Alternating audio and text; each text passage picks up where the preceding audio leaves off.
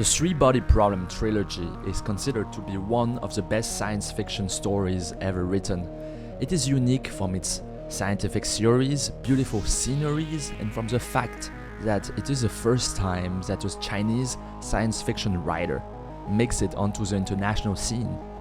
The book has been inspired by a real scientific paper called The Three-Body Problem. Wikipedia describes the problem as the following. In physics and classical mechanics, the three-body problem is a problem of taking the initial positions and velocities of three-point masses and solving for their subsequent motion according to Newton's law of motion and Newton's law of universal gravitation.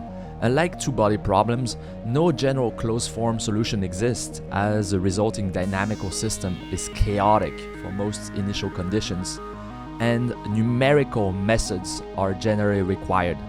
So here it means that you need computers to solve that problem. So let's delve into the first book.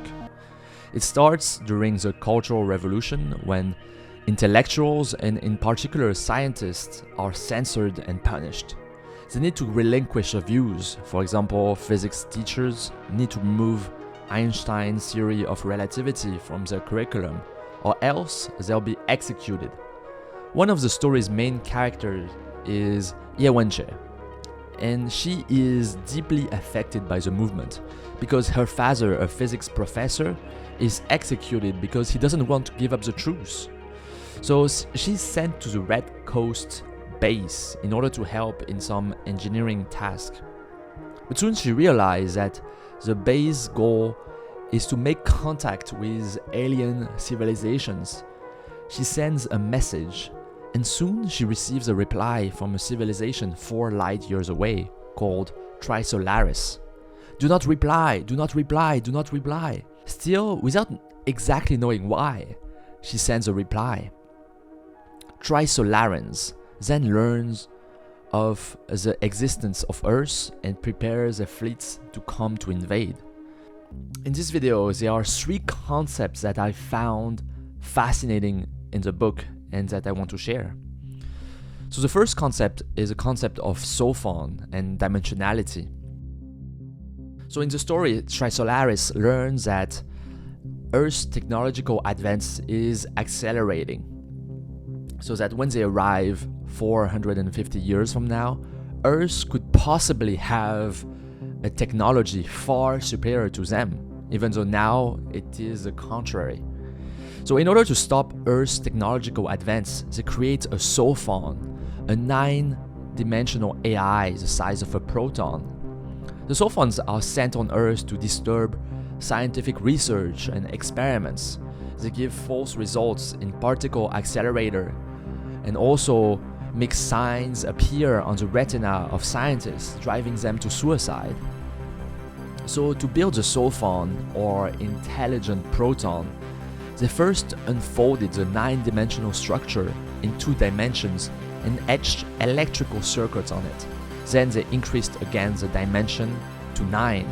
To understand this concept, you can think of an unfolded cube. In 2 dimensions, it takes the form of a cross with 6 faces.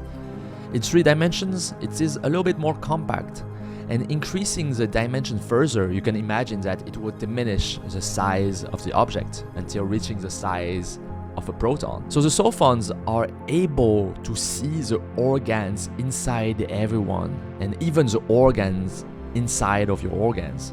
A Sophon observing 3 space from 6-dimensional space is akin to us looking at a picture on a 2-dimensional plane. So I found this concept of dimensionality fascinating. We live in a 3-dimensional world, but imagine if we could see in 4 dimensions, 5 dimensions. How would that be? Are there even species out there seeing in those higher dimensions? So the second concept that is really fascinating is the one of the computer game and solving the three-body problem. So in the story on Earth, an organization called ETO, Earth's Trisolaris organization, is created. It is like a cult of Trisolaris and their advanced technology. They recruit elite intellectuals through a computer game called Three-Body. The game is hyper-realistic With the help of a V-suit, the players are able to see in 3D and feel the temperature, wind, and sensations in that virtual world. So the game emulates the world of Trisolaris and their 3 stars. In the game, day and night do not follow regular patterns. They are stable and chaotic periods. In the stable periods, civilizations can flourish, but in the chaotic periods, the population needs to dehydrate, an ability that Trisolarians possess in order to survive. Those periods are due to the movement of the 3 suns that revolve around the planet. The goal of the game is to predict the movement of the stars. In the game, we see several predictions, and the models are getting more and more complex until they involve computers, i.e. numerical simulations. And what is really cool about the game is that even though for now it is not possible for humans to travel to Trisolaris, the hyper-realistic game allows humans to feel empathy for Trisolaris and its endless fight for survival.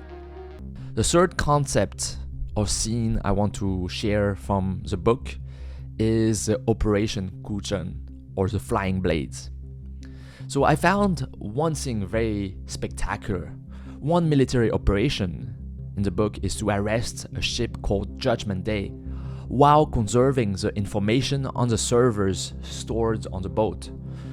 The servers contain communications between ETO and Trisolaris, and one difficulty is that the ship's leader, Mike Evans, at any suspicion would destroy the servers. After several failed propositions, one idea is to use threads made of nanomaterial attached to 2 pillars to slice a boat. So the nanomaterials are strong enough to slice through most metals. For example, a thread on the highway could slice a car into 2. So they install 2 pillars linked by nanomaterial threads on the Panama Canal before the ship is supposed to come. When it traverses the net, the boat is sliced in 40 slices, killing everybody aboard. The sliced servers are cut so clean, so it is easy to repair and restore the information on them. So I was truly blown away by that scene. It is truly surgical in its efficiency. I usually don't read science fiction books, but this book is a must-read. The creativity of the concepts, Sophons, and dimensionality, nanomaterials used in the book reminds us of how innovative the human mind is and how much more innovations are to come in the future. The book also reminds us that we might be the masters of Earth, but there might be civilizations out there that are much more advanced than us, humbling us and providing us with a sense of awe. And all in all, I think this book will be very worth your time and will grant you a new perspective on the world. Thank you for watching.